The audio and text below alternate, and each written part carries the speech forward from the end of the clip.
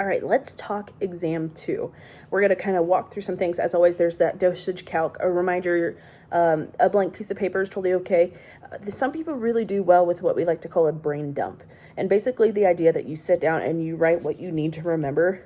So specifically when we get to the acid-base imbalance questions, sometimes those are at the end of the test. And by the end of 75 questions, you're like, I'm over it, right? So what you can do is, if you want to brain dump, is you show your blank piece of paper, you do your correct environment and video, and then you sit there and you write Rome, your pH values, your normal CO2 values, those kind of things. And that sometimes helps that when you get to the end, you're not exhausted by, okay, now is it 7.35 or is it 7.32? You have it from the beginning, okay? That's one of those ideas that might help you, okay? So let's start with assessment. What are normals and abnormals when completing an exam? For example, they have what is the ecchymosis around the area of the umbilicus? Okay, so be looking at that. What is that term called? And then what's abnormal during auscultation, right? If I sit there and I listen to somebody's bowel sounds, I want to hear something, right? If I don't hear anything, if I have what's called absent bowel sounds, that is very concerning, right? Because that means there is nothing moving in their bowels, okay? So we always want to be like, what's the abnormal during auscultation, okay? That's the only really two big assessment pieces in there, but then it kind of goes into testing and procedures. So what is the nursing indications? Why should we cancel procedures? For example, if a colonoscopy patient comes in and said, yeah, I didn't take my prep. Yeah, are we going to do it? No, they didn't prep well. So there's going to be tons of stool when we stick the scope up. We're not going to be able to see the bowels at all. Okay. And then what is any abdominal testing? We do not want them to eat, right? If we want to do any ultrasounds, any CTs, if there is food in the way, we're not going to be able to see things. So we always want people to be NPO. And if they're like, yeah, I had a bagel for breakfast or something like that, we need to reschedule. Okay. Let's see, complications of different testing, right? When would you be concerned about a patient developing constipation? Those kind of questions. If you have that complication and somebody is developing constipation, we want to be worried about if we put something in that is concerning. So example, somebody's constipated and they just got a lower GI barium enema, right? So we give an enema with contrast that really shows that area. Well, yeah, we want to get that barium out. That's a huge concern because if they're constipated, they're going to hold that barium in. So that's always a concern. And then what do we watch out for after a liver biopsy? Remember, liver is super vascular, extremely vascular. So we're worried about bleeding. So remember, ABC, airway, breathing, circulation. Circulation and bleeding go hand to hand, right? Because if I bleed too much, I have nothing to circulate. Okay, so we want to really focus on keeping that bleeding at bay. And then how do we put pressure after a liver biopsy? If I put pressure from the outside of the skin, are they still bleeding internally? Yeah, because I'm just holding that and there's bleeding from the inside. So what we actually want to do is lay them on a specific side. I want you to go look that up for the test. Lay them on their side so that they're holding pressure internally. Because if I'm laying on that side, then the liver is pushing up against your diaphragm and the rib cage, and that's holding pressure, okay? So check that out. It's pretty good, and it's good to know in general, but also good to know for your test. All right, then we go into nutrition. Nutrition is kind of a fun, different area because it doesn't have a ton of pathophysiology to it, but it's super important, especially when we come to tube feedings and those kind of things. So let's start with tube feedings. What to think of when a tube feeding starts to overflow, right? What if I have a patient getting a ton of tube feeding and they start vomiting, right? Because they have so much in their belly. What's the priority? Is to stop that infusion because we want to stop whatever kind of infusion we're going into their belly, okay? What are those kind of complications of tube feeding, whether it's aspiration, okay? And remember, aspiration is pulmonary crackles, right? We've got fluid in the lungs and we can hear it and we hear those crackles. A reminder, A, B, C. B is breathing. If breathing, how can we kind of prevent those aspirations? Because that is such a big high level on that ABC. So how can we prevent aspirations? We want to check that tube placement. We want them to sit up during feedings. And I want you to check out some other ideas in your book as well. And then what if a patient all of a sudden they're getting new enteral nutrition and they start having multiple liquid stools a day? Well, yeah, they're getting too much. So we want to slow it down. Water is good. So we don't want to take away water, but we do want to take away the amount of tube feeding they're getting. Okay?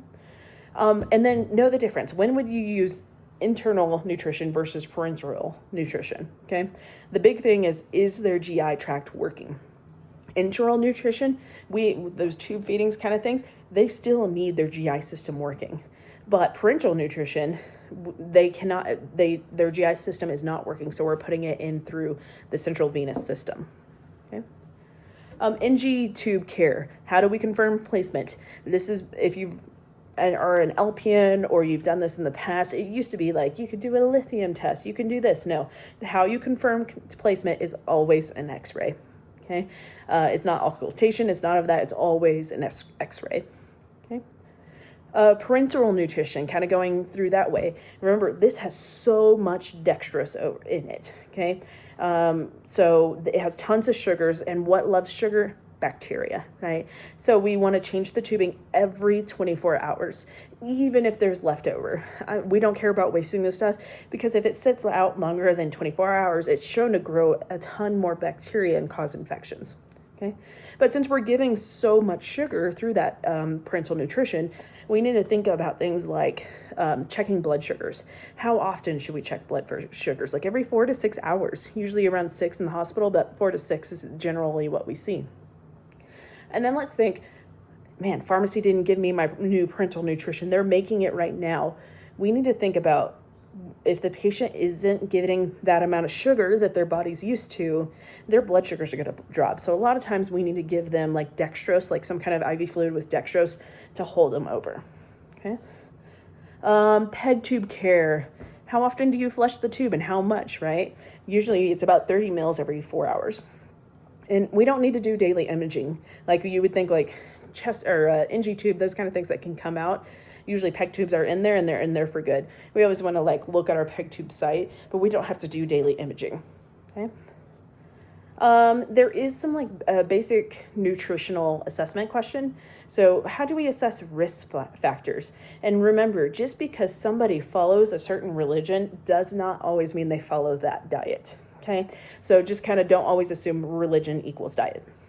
Okay, so moving out of nutrition, let's move into upper GI. Okay, I'm going to say it, you're going to get tired of it. ABCs, know your emergency. Airway, breathing, circulation always trumps every other care.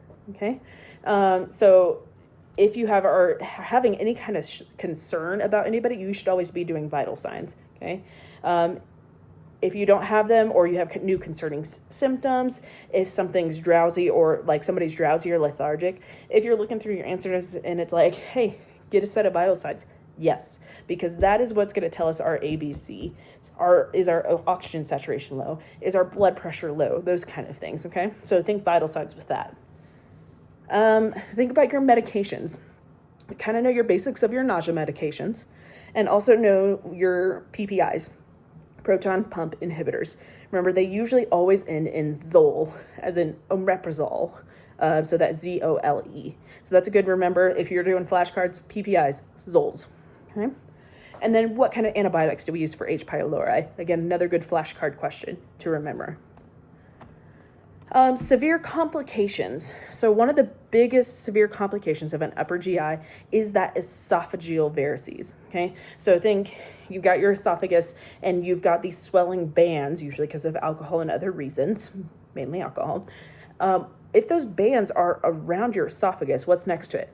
Your trachea. And then what if I start vomiting blood? What's our big issue? ABCs. First, airway, right? If I'm vomiting blood, am I going to lose my airway? And then those kind of things of like making the breathing and circulation, but always start with airway. What do we want to do? We want to lower this patient's blood pressure. Think about it. If I have super high blood pressure, what am I doing with my veins? I'm squirting as much blood through with that high pressure. Well, what's happening is those esophageal veins, we're pushing that high pressure through that bleeding. So we do want to kind of lower this patient's BP. If they start to lower too much, then they're probably bleeding out, and that goes into that circulation issue. Then I want you to memorize what are the complications of PUD. Gastric outlet obstruction is one of those main ones, and perforation. There's another you should look up. But think of perforation. If I have peptic ulcer disease, so I have an ulcer in my abdomen, in my GI system, and it all of a sudden starts leaking and it perforates into my body, what is that person going to look like? Pain, hypotension, and they're going to start throwing up blood. Okay, so those are our top 3 things that if we have a perforation, what it's going to kind of look at. Causes of disease. I know you probably looked at your study guide and you're like, that's every disease.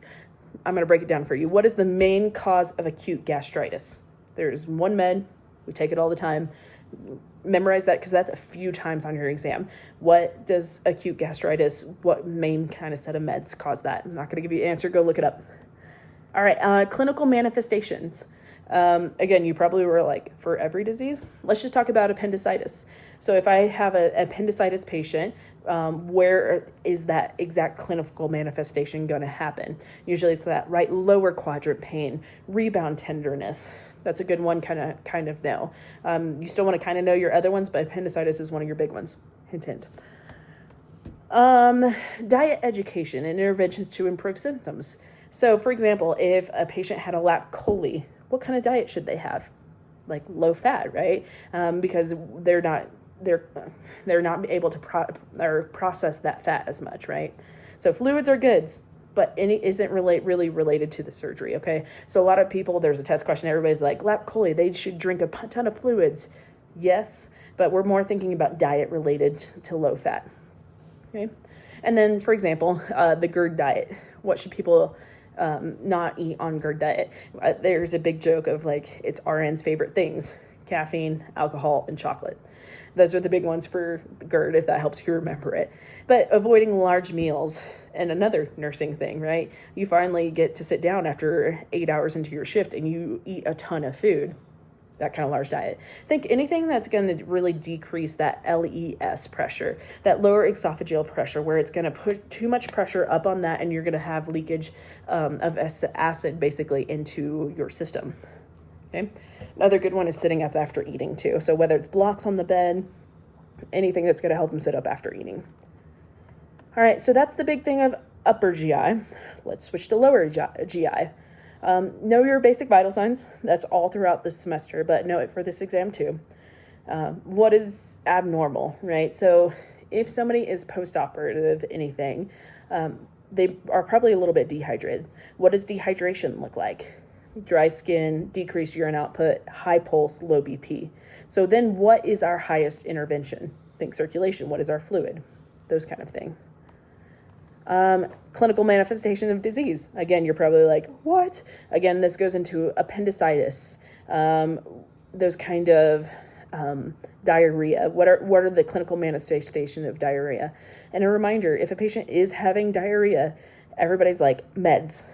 No, meds are not the first intervention. First, we want to culture that stool. Okay, so if you have somebody coming in multiple days of diarrhea, you want to culture that stool, not just give meds. And then how do you avoid chronic constipation? This is one of your select all that apply questions. So look at that. Exercise, scheduled early morning BMs, those kind of thing. A lot of people will click the stimulants, like take something that's going to help stimulate. That is not something you want to do, because if we all of a sudden don't take that stimulant, your body's used to it and you can actually have worse constipation. So don't get tricked by that one.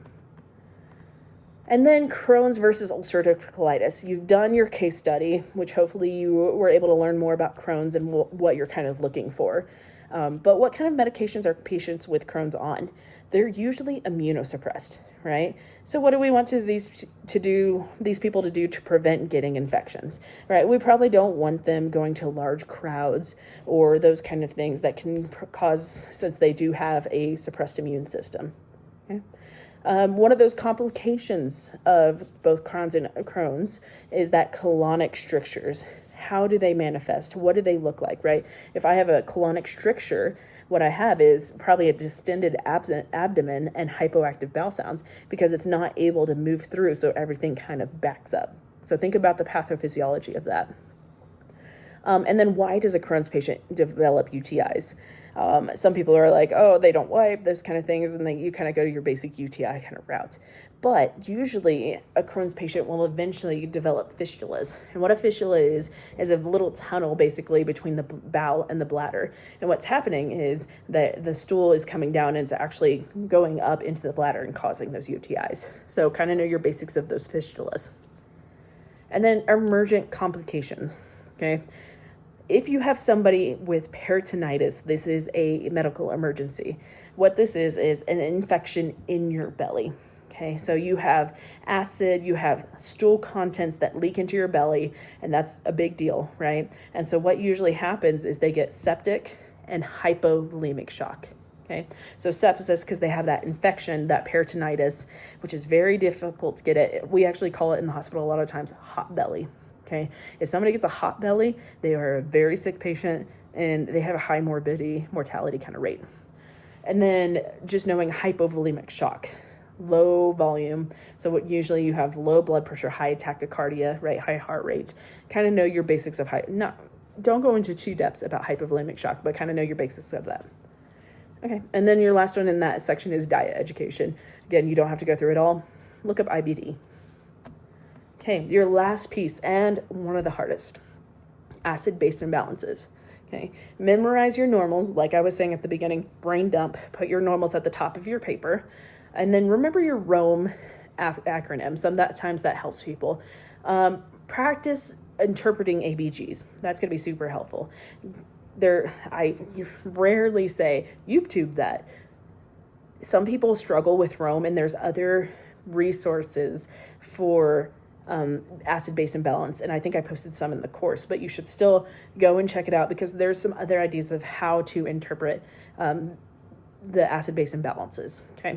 There are a ton of questions about acid-base imbalances, okay? And then not just knowing this is my acid-base imbalance, right? Like, oh, it's metabolic acidosis, cool. Now, you need to take it a step further with a few questions. So I put the chart that you should fill out with your study guide. This is a great way to study, okay? So not just know, okay, it's metabolic acidosis, but now what is my cause? For example, metabolic alkalosis. A lot of times it's caused by medications. The big ones, Tums or sodium bicarb. That's a question, right? So really knowing what causes those kind of things. For example, respiratory acidosis is usually respiratory depression. Respiratory alkalosis is usually hyperventilating. And then knowing not just that, how can I treat my patient with respiratory depression? Do they need Narcan? Do they need respiratory support? And then respiratory alkalosis. If my patient's hyperventilating, how can I help them stop hyperventilating?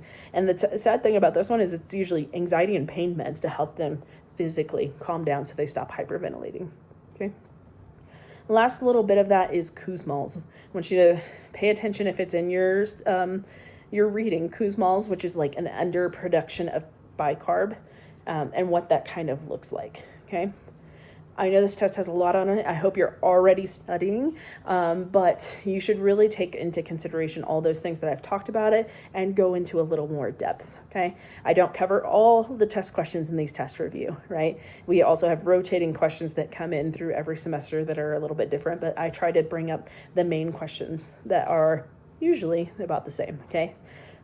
As always, if you have any questions, reach out. I hope you're using all your study resources. Take extra practice questions. Take a break before you take your exam. Don't take your exam after you do clinicals or anything or after you're working. Make sure to take that time to really focus. For all you moms out there, maybe it's kids are down for bed. I need to now take my test. Those kind of things. If you, again, have any questions, please feel free to reach out. Thank you.